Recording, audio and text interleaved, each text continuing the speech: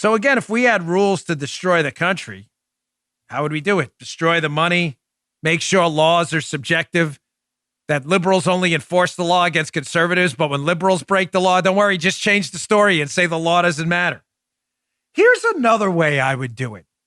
I would make everything all the time about superficial qualities such as race. The melanin content of your skin is everything. Martin Luther King, judging people by their character, all of that be damned. We're not doing that anymore. We are now back to judging people exclusively by the melanin component of their skin. It's everything. It's not a little thing. It's everything all the time.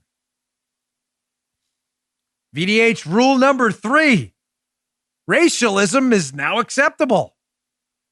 We're defined first by our ethnicity or religion and only secondarily, if at all, by an American commonality. The explicit exclusion of whites from college dorms, safe spaces, and federal aid programs is now non-controversial. It's unspoken payback for perceived past sins or a type of, quote, good racism. Falsely being called a racist makes one more guilty than falsely calling someone else a racist. You don't think this is happening? You think this is an exaggeration on VDH's behalf? That race is now everything in America in a society that shed hundreds of thousands of lives in a civil war, the struggle in the civil rights era to combat the evils of Jim Crow and segregation, the struggles, the bloodshed, the lives ruined to make sure we were moving towards a more colorblind society. All of that is now gone. Throw it in the garbage, and it's all because of the racist. Yes, racist. Say it again. Say it with me, folks, 3 times. The racist left. It is racist to judge people by their race. That's the definition of racism. The left believes they are the good racists. There are no good racists. Again, you think VDH is making this up, that the left are hardcore racists? Look at this article by National Review. This only took me an hour to put this show together. It wasn't even hard. Maybe a little more. National Review. All these articles will be in my newsletter today. Again, bongino.com/newsletter. If you want to read them and show them to your friends. Demands for segregated housing at Williams College are not news. Why was it not news? Because this is pretty common now at the left. Segregated, black-only dorms, judging people again by their race.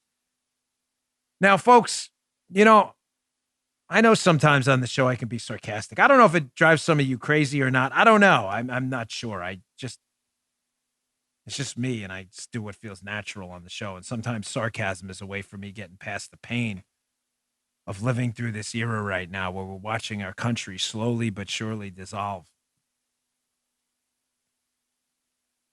But I am absolutely confident, not in much, but I'm confident of this.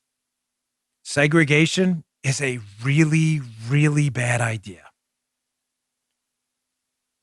Again, there are very few absolutes in life. Descartes went through this whole philosophical musing about what he actually knew and came down to, I think, therefore I am, right?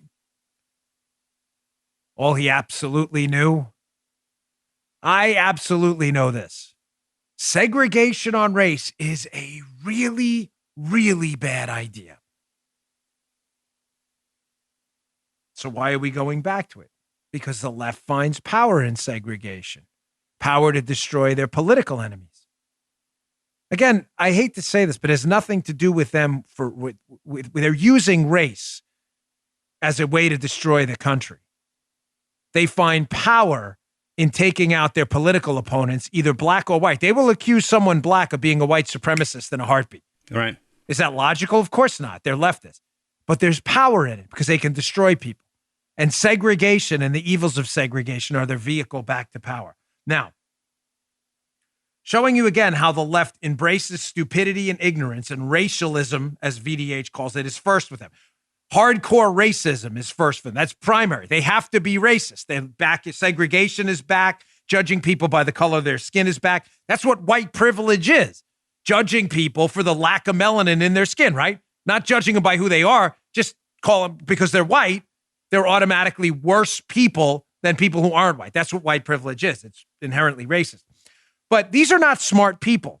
Now, we can prove this. I saw this article last week. I was going to run it, but we had a loaded news week.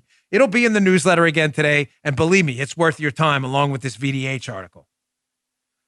Manhattan Institute, the social construction of racism in the United States. I have it listed in the newsletter as the Manhattan Institute study we referenced in the show. Please read it. It's by Eric Kaufman. It's an interesting title, but the gist of the article is this. Liberals don't actually know anything.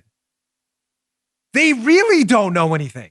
They are so obsessed with race all the time and being racists all the time, obsessed with segregation, judging people by the color of their skin. They're hardcore. They're not soft racists. They're hardcore racists. That their racism gets in the way of them actually knowing stuff. Here are the key findings from this Manhattan Institute report showing you how dumb many liberals are. First, this report is about ideology, not education. I'll get to that in a second. Here's the first finding. 8 in 10 African-American survey respondents believe that young black men are more likely to be shot to death by the police than to die in a traffic accident. 1 in 10 disagrees. Among a highly educated sample of liberal whites, more than 6 in 10 agreed. Well, is that true? Of course not. Quote, in reality, considerably more young African-American men die in car accidents than are shot to death by police. You don't know anything if you believe that. Here's number 2, showing you again, liberals are racist, but this really isn't about race. It's about power. They just use racism to get the power. It says, quote, ideology, not education, influences the extent to which people are incorrect on police shootings and traffic accidents. Oh, what does that mean? Here, listen to this. Bingo. Black Trump voters are almost 30 points more likely to get the question right than black Biden voters. Conservative whites are almost 50 points more likely to get it right than liberal whites. Showing you again with the left. Racism first. Facts, knowledge, all of that second. It doesn't matter that they're lying to you. When you ask liberals questions that are easily verifiable by data sets, numbers, facts, are more black men killed by police or killed in traffic accidents? Liberals, regardless of their race, overwhelmingly get the question wrong. It's a verifiable fact. You understand that, libs listening? That far more black men are killed in traffic accidents than by police. Far more. It's not even close. But liberals get the question wrong because they're not smart, because they're racists. It's like the old Jim Crow racists.